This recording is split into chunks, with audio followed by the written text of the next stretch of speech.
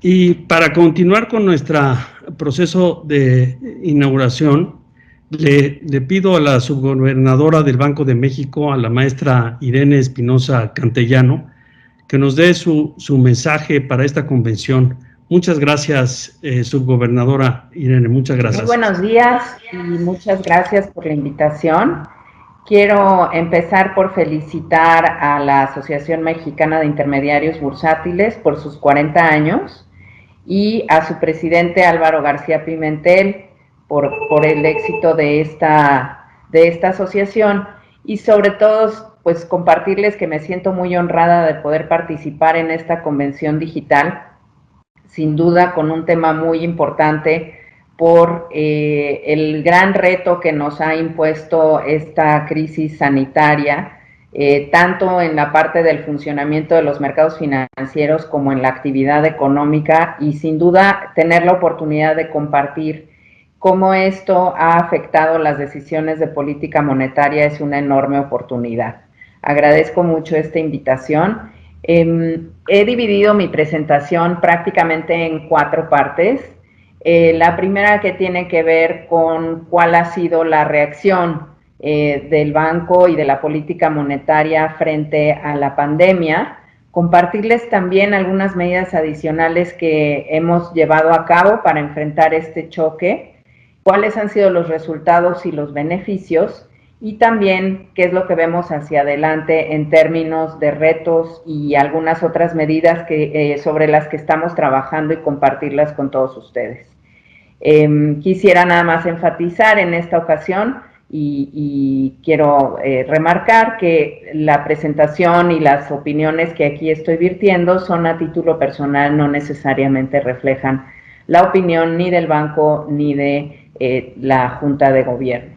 Si me permiten, entonces iniciaría esta presentación, y lo primero que diría es que el primer impacto que pudimos observar de la pandemia fue precisamente en los mercados financieros.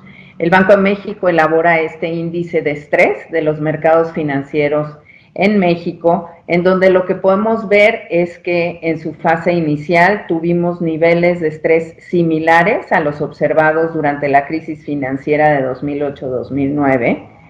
Y otro rasgo muy importante es que prácticamente este nivel de estrés se observó con un deterioro en todos los mercados financieros, en el de deuda, en el accionario, en el cambiario, en el de derivados, en todos los mercados financieros.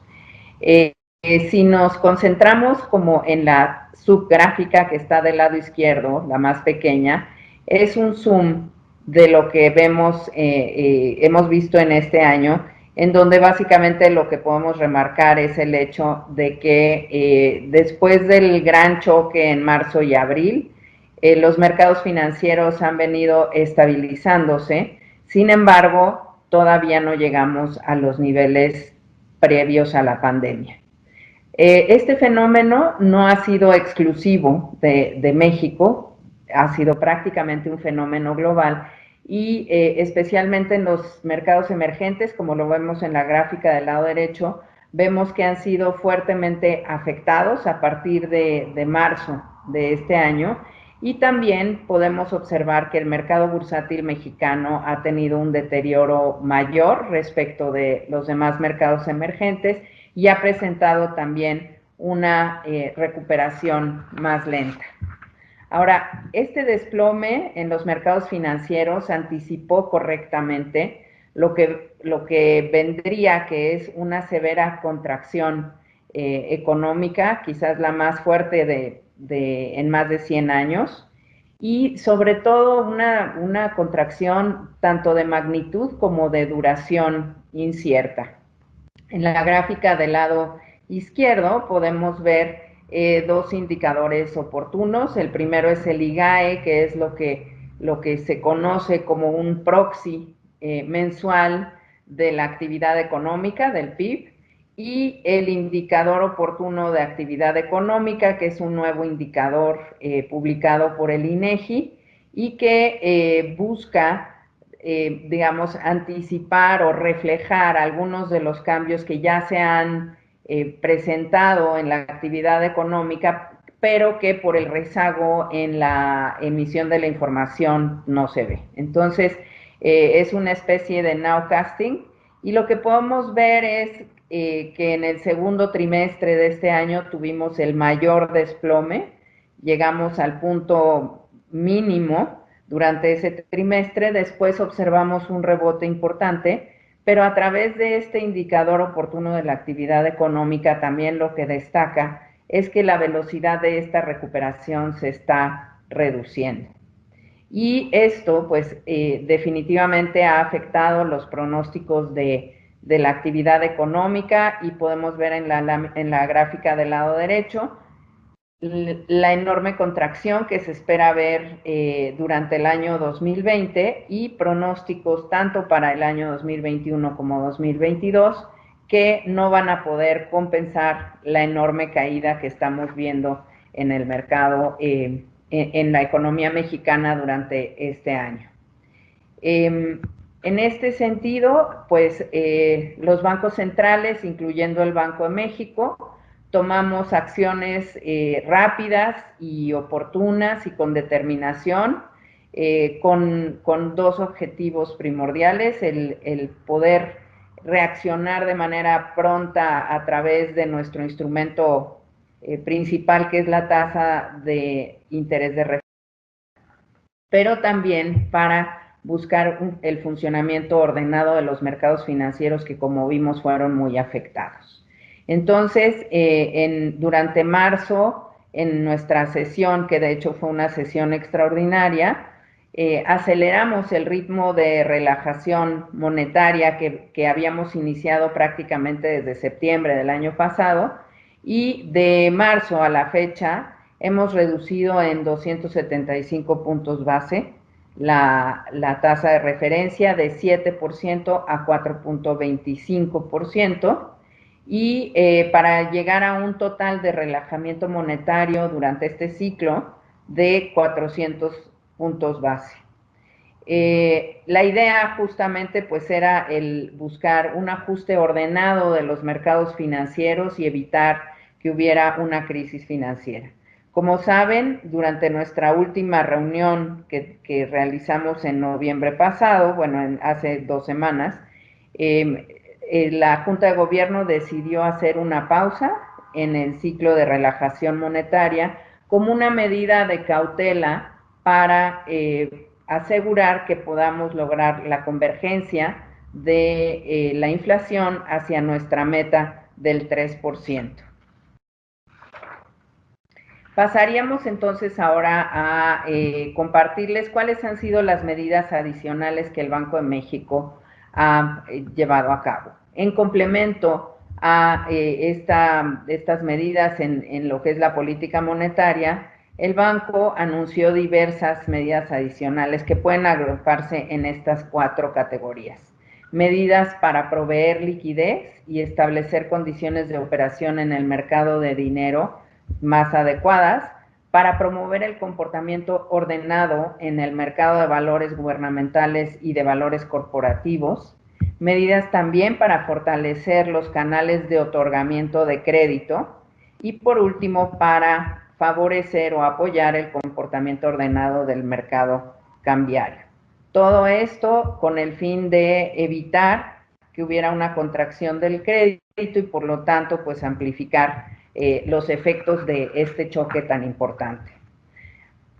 Respecto de cuáles fueron las medidas y cuál ha sido el uso de estas, en la siguiente lámina, por favor, lo que podemos decir, en el primer grupo de medidas son 6 medidas principales, en donde está para proveer la liquidez y restablecer las condiciones de operación de los mercados de dinero. Se autorizó la disminución del depósito de regulación monetaria por 50,000 millones de pesos, proveyendo liquidez a las instituciones financieras. Se redujo la tasa de la facilidad de liquidez adicional ordinaria a la que tienen acceso las instituciones financieras de 2 a 1.1%. Se incrementó el monto de liquidez intradía a 120,000 millones de pesos, de tal forma que no hubiera estrés durante el día. Se ampliaron los títulos elegibles para presentar en la facilidad de liquidez adicional ordinaria y en otras operaciones. También se amplió el espectro de contrapartes elegibles para tener acceso a esta facilidad y se abrió una ventanilla de intercambio temporal de garantías por 50,000 millones. Durante este tiempo se ha utilizado y se ha disminuido el depósito de regulación monetaria en los 50,000 millones que se autorizaron. Como mencionaba, el incremento de la liquidez intradía se logró a 120,000 millones de pesos todos los días, de tal forma que no se ha visto el estrés. Y finalmente en la ventanilla de intercambio de garantías se ha utilizado prácticamente 4,000 millones de pesos. Respecto del segundo grupo de medidas para apoyar los mercados de valores gubernamentales y valores corporativos que también estuvieron estresados durante ese periodo, vemos que básicamente se anunciaron 4 medidas. El primero es el fortalecimiento del programa de formadores de mercado. Se flexibilizaron algunas de las condiciones de funcionamiento de este mercado para poder facilitar a los formadores de mercado su participación. En la ventanilla de reporte de valores gubernamentales a plazo, en donde se asignó un monto de 150,000 millones de pesos. También una facilidad de permuta de valores gubernamentales para darles mayor liquidez en este mercado por 100,000 millones de pesos y una facilidad de reporto de títulos corporativos para poder facilitar también el funcionamiento de este mercado. En este caso se han utilizado para la ventanilla de reporte de valores gubernamentales a plazo 100,000 millones de pesos de los 150,000 que fueron aprobados, 15,000 millones de pesos de permuta de valores gubernamentales y un poco más de 10,000 millones de pesos en la facilidad de reporto de títulos corporativos. En el tercer grupo de medidas tenemos básicamente 2. Una que se refiere a la provisión de recursos a la banca para canalizar crédito a micro, pequeñas y medianas empresas, así como a personas físicas, con un monto de 250,000 millones de pesos. De este monto han sido utilizados 9.5 miles de millones de pesos. Y una segunda facilidad de financiamiento para la banca garantizada con créditos corporativos para el financiamiento justamente de micro, pequeñas y medianas empresas. El tamaño de esta facilidad es de 100,000 millones de pesos y no ha sido utilizado hasta la fecha. Y finalmente, en el cuarto grupo de medidas relativas al mercado cambiario, hemos trabajado en conjunto con la Secretaría de Hacienda y Crédito Público a través de la Comisión de Cambios y el Banco de México en su carácter de agente financiero, pues realizando todas las operaciones. Aquí se anunciaron 3 medidas. La primera fue la ampliación del programa de coberturas en dólares liquidables en moneda nacional. Se amplió de 20,000 millones de dólares a 30,000 millones de dólares, fue un incremento de 10,000 millones de dólares, de los cuales sobre este incremento de 10,000 se han utilizado prácticamente 2,000 millones de dólares. También se firmó, un convenio con la Reserva Federal para poder realizar subastas de crédito en dólares por 60,000 millones de dólares, de los cuales se han utilizado 1.8 miles de millones de dólares.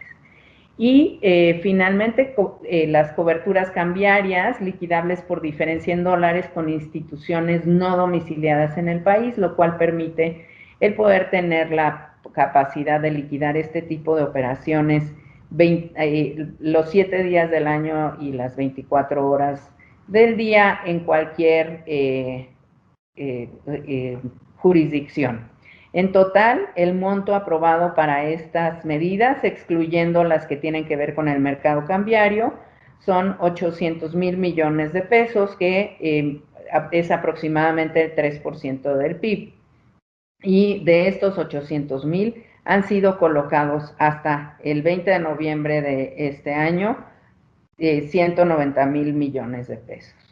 De estas medidas, en su implementación, algunas fueron de implementación inmediata, otras nos tomaron un poco más de tiempo, ya sea porque tuviéramos que modificar regulación existente o en otros casos también emitir regulación nueva.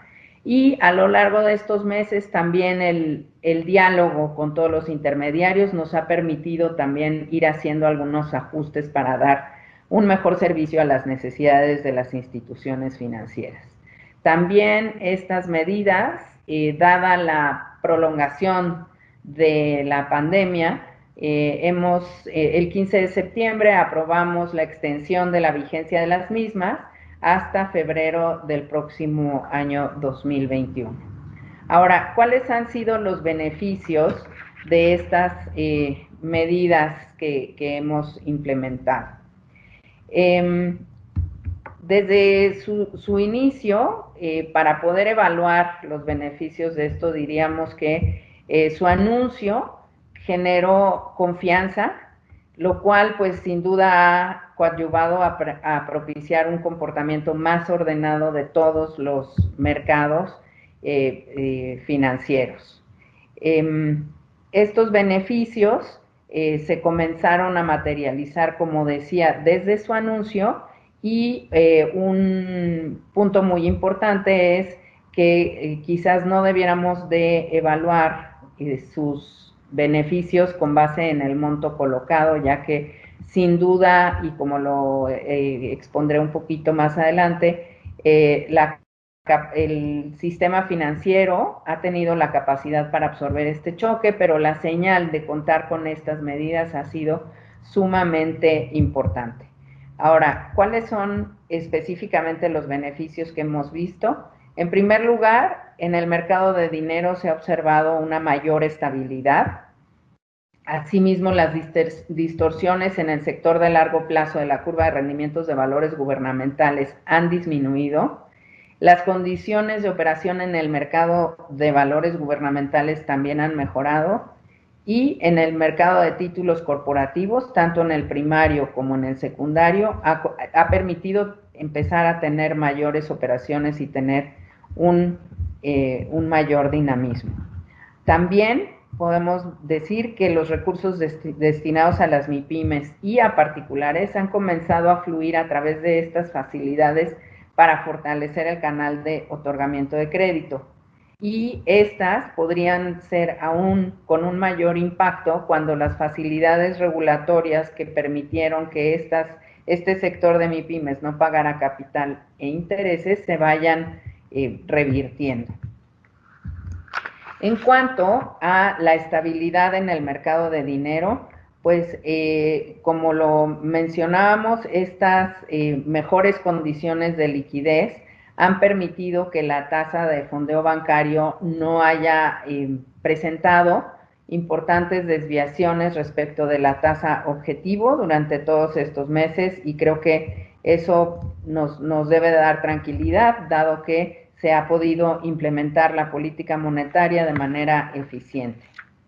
Por otro lado, en cuanto a la curva de rendimientos, lo que vemos es que hay menores distorsiones justamente en el sector del largo plazo de la curva de rendimientos de valores gubernamentales, si bien todavía no nos encontramos en niveles previos a la pandemia.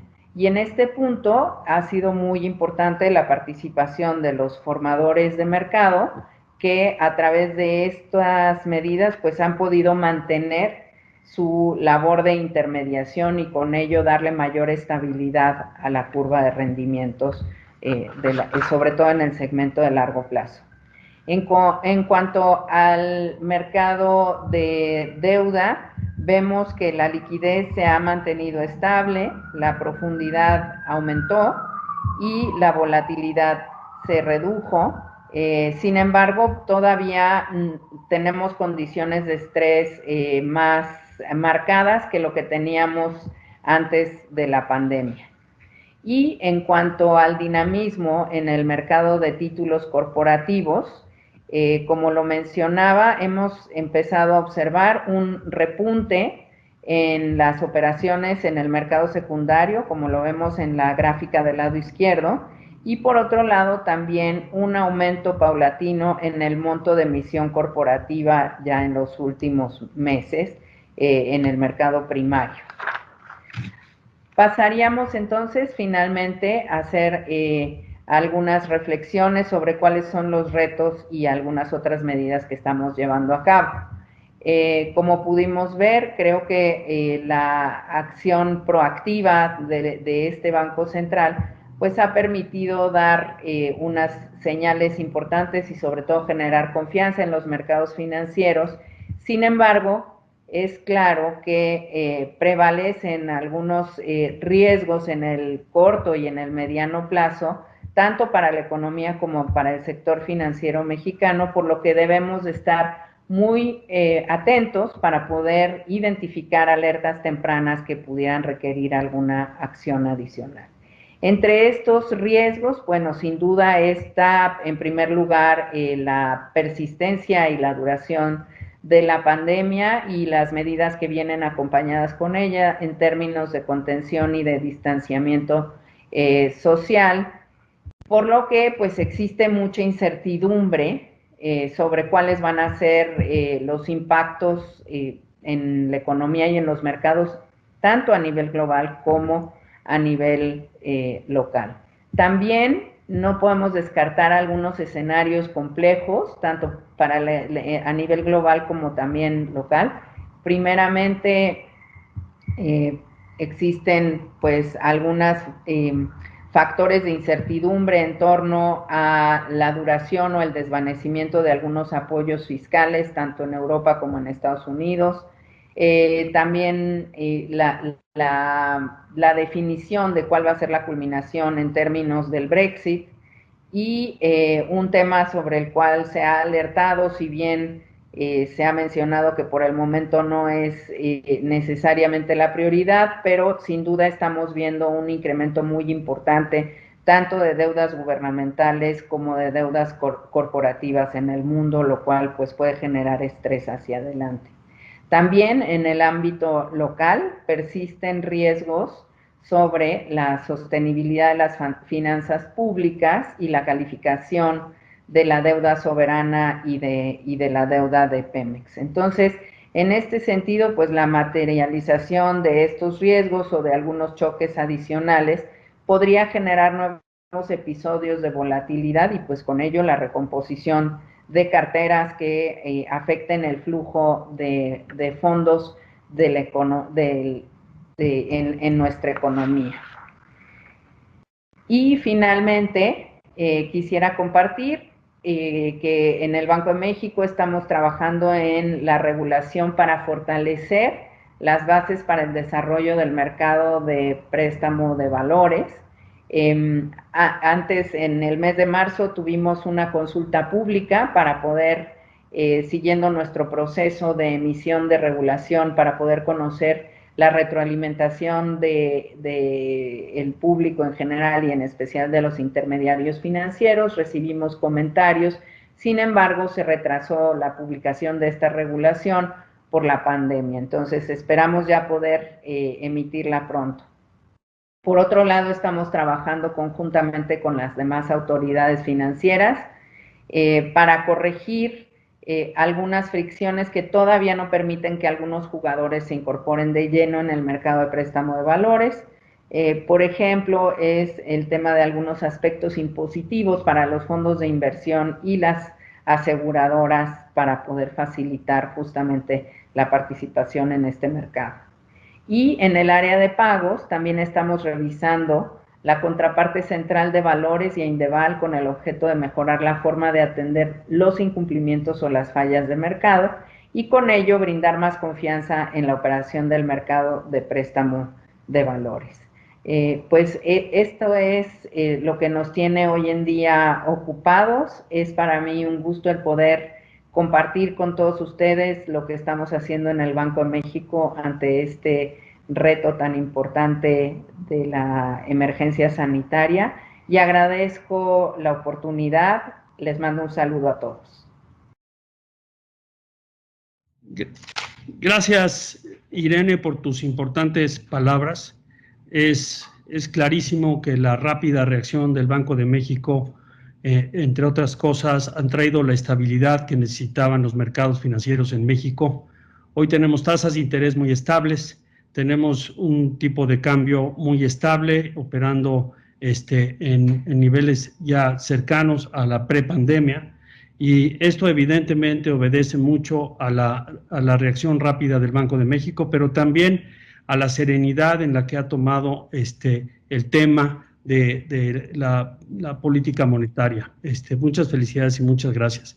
Y gracias también, Irene, por llevar el liderazgo de las mujeres mexicanas de la forma en la que lo has hecho. Eres una gran inspiración para la mujer mexicana moderna. Muchísimas gracias.